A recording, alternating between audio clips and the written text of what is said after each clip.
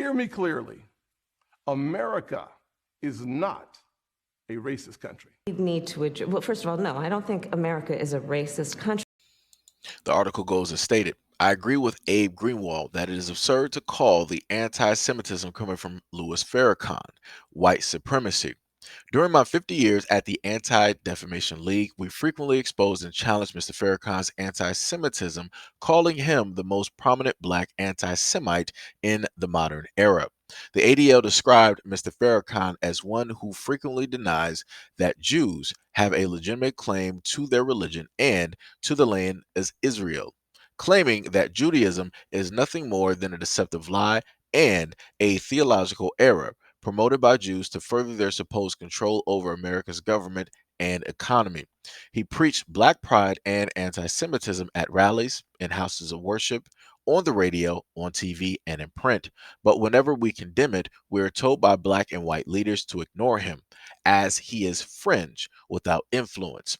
They wouldn't condemn him, of course, arguing that his message of black pride was more important. Today, we are witnessing this policy's poison fruit. Kanye West and Kyrie Irving have absorbed this anti-Semitism and now spread it as their own message. While Mr. Farrakhan no longer commands the numbers he once had for his hate messrs, West and Irving do it for him, poisoning the minds of some young blacks who see them as role models. The time has come for civil rights leaders, black and white, to exercise this anti-Semitism from civil discourse. We no longer have an option to ignore it. Stated by Abraham Foxman, Bergen County, New Jersey. Mr. Foxman is a national director of emeritus of the ADL. So we got the definition of Hebrew. Anybody can look up any of these definitions directly online. You don't got to take my word for it, right? So it states that Hebrew, number one, the Semitic language of the ancient Hebrews.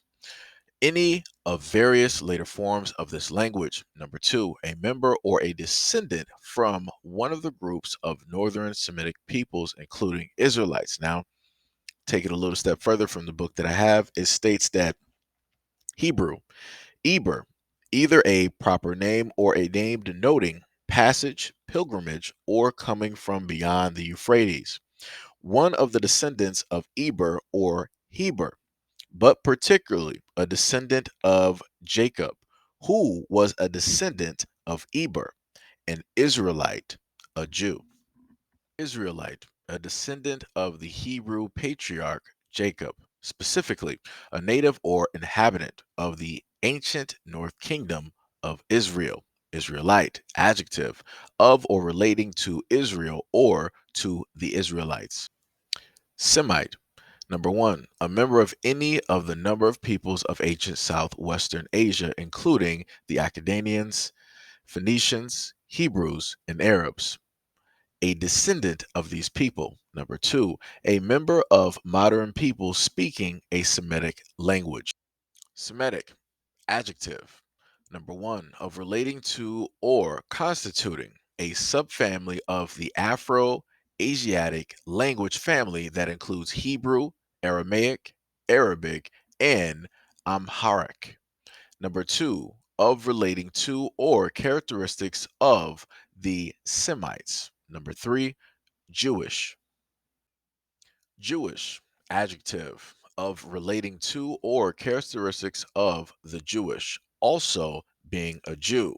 Adverb, Jewishly. Noun, Jewishness.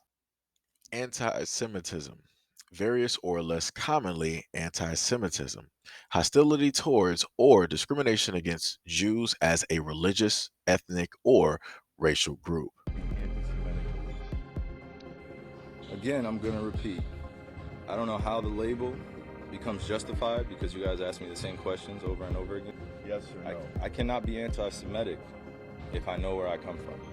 Yeah, I think I can ask a better question. It's just, where were you when I was a kid, figuring out that 300 million of my ancestors are buried in America?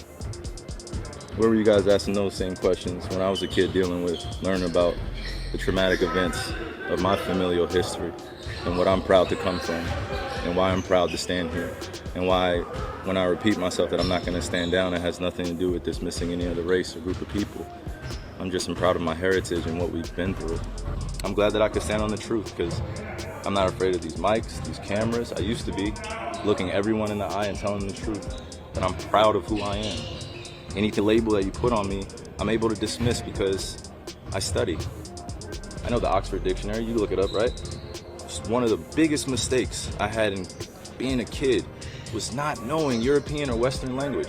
Until I started looking it up and understanding the definitions and why they say, if you want to trick a black person, put it in the book.